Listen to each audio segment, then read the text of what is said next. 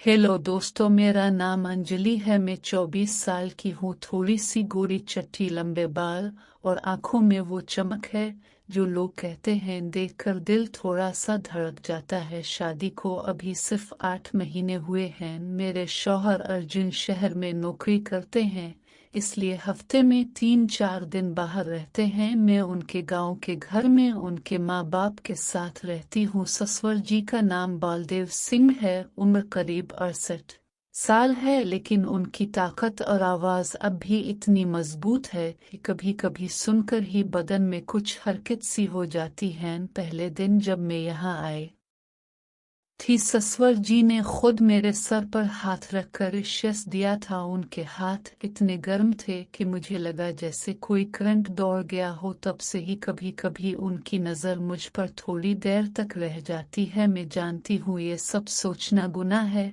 लेकिन जब घर में सिर्फ हम दोनों होते हैं तो वक्त थोड़ा सा अलग सा फेल होता है। आज सुबह की बात है। ससुर जी बाहर आंगन में पुराने चबूतरे पर बैठकर चाय पी रहे थे। मैं उनके लिए नाश्ता बना रही थी। आज उनकी पसंदीदा डिश गंदम के आटे की गर्म गर्म मसूर रोटी और सरसों का साग। जब मैं रोटियां सीख रही थी, थोड़ा सा पसीना मेरे गिले से नीचे की तरफ बह रहा था। ससुर जी अंदर आए और बोले, अंजलि बेटी, इतनी गर्मी में इतना काम मत कर, बदल जल जाएगा। उनकी आवाज में वो गहराई थी जो सीधे दिल तक उतर जाती है। मैं मुस्कुराते हुए बोली, ससुर जी आपके लिए तो मैं कुछ भी कर सकती हूँ। ये बोलते ही मुझे अपने अल्फाज का डबल मतलब समझ आया, लेकिन मैं चुप रही। उन्होंने मेरी तरफ देखा, आंखों में कुछ अलग सी चमक थी। फिर उन्होंने कहा, अच्छा तो आज शाम को मेरे साथ पुराने कमरे में बैठना, कुछ पुरानी बातें बताऊंगा जो अर्जुन को भी नहीं पता। शाम हुई, अर्जुन आज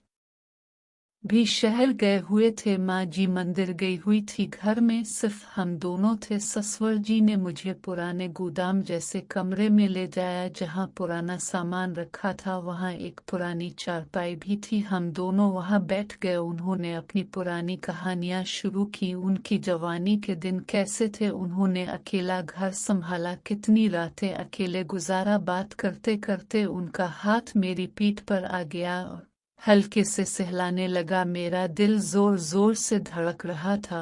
उनकी उंगलियां मेरी कमर के पास थोड़ी देर रख गई। मैं कुछ नहीं बोली, सिर्फ सांस तेज हो गई थी। उन्होंने धीरे से कहा, अंजलि तो बहुत प्यारी है, अर्जुन बहुत खुशकिस्मत है।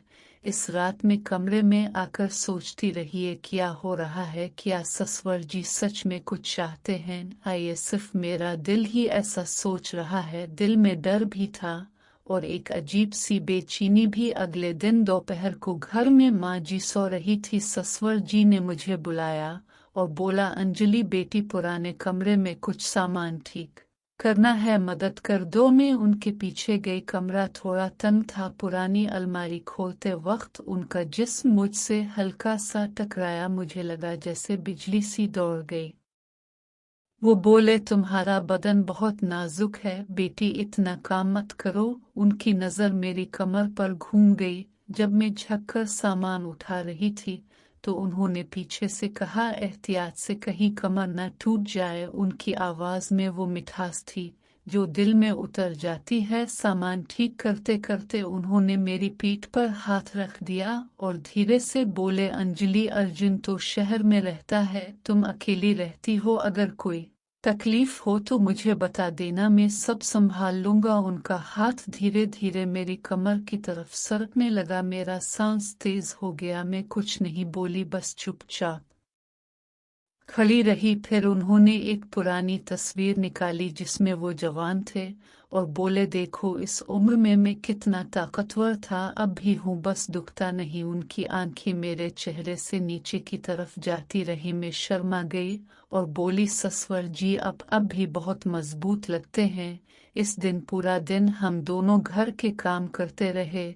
जब मैं छत पर कपड़े सिखाने गई तो ससुर जी नीचे से देखते हुए बोले, अंजलि ऊपर मत झुकना, कहीं गिर ना जाओ। उनकी बात में डबल मतलब साफ था। मैं नीचे आई तो उन्होंने मुझे पानी का गिलास दिया और खुद मेरा गिल देखते हुए बोला, पसीना बहुत आ रहा है बेटी, बदन को थोड़ा आराम देना चाहिए। शाम को जब माँ जी मंदिर से लौट आए तो ससुर जी ने मुझे अकेले पकड़कर कहा, आज रात को मेरे कमरे में आना। एक पुरानी दाल का बर्तन है जो सिर्फ मैं और तुम ही ठीक से संभाल सकते हैं। बहुत भारी है। उनकी आंखों में वो चमक थी जो लगता था जैसे अब सच में कुछ होने वाला है। रात को मैं डरते डरते उनके कमरे में गई। कमरा थोड़ा अंधेरा था। ससुर जी बिस्तर पर बैठे थे। उन्होंने मुझे पास बुलाया और बोला, बैठ बेटी। जब मैं बैठी तो उनका हाथ मेरी पीठ पर आ गया। धीरे धीरे वो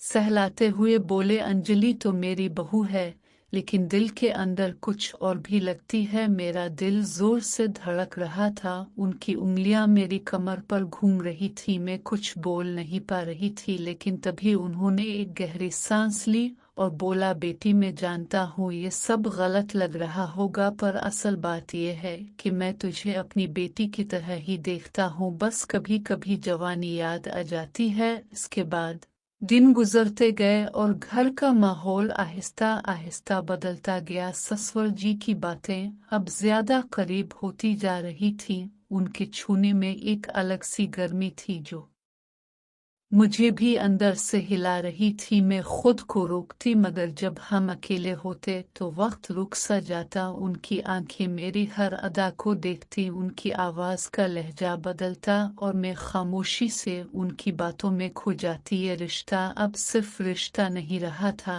इसमें एक पोशीदा कशिश पैदा हो चुकी थी जो दोनों को खींच रही थी। हालांकि डर था, मुआशरे का खौफ था, मगर वो बेचैनी जो दिल में थी उसे दबाना मुश्किल होता जा रहा था। घर की दीवारें उन लम्हों की गवाह हैं जो आहिस्ता आहिस्ता गहरे होते जा रहे थे, और मुस्तकबिल क्या लाएगा ये तो वक्त ही बताएगा।